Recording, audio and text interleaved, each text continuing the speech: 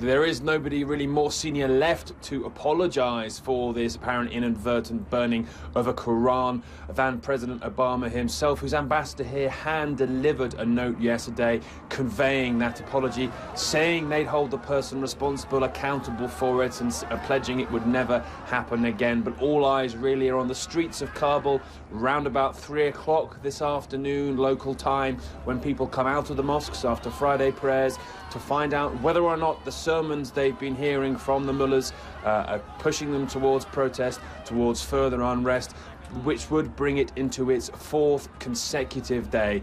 Yesterday we had 2 American soldiers shot dead by a man in Afghan army uniform as a protest swirled outside the military base where that happened. That itself turned violent, 2 dead and 7 injured. Other protests around the country as well. US diplomats still on lockdown, their movements restricted, and frankly a NATO presence here that had many other more problematic things on its plate until this security issue came along, Rosemary. Nick, a lot of people are surprised that this sort of mistake has been made yet again, because it has happened in the past. What more details are we learning about just how these Qurans ended up in the incinerator?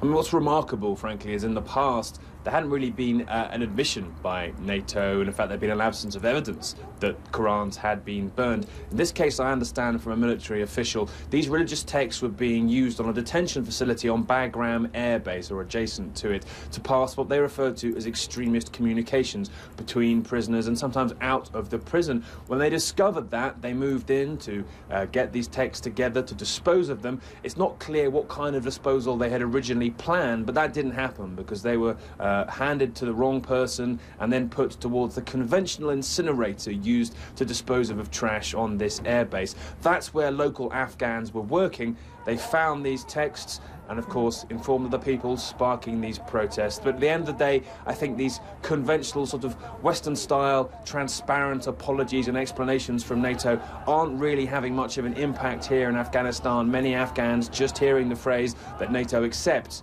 it's burned the Quran.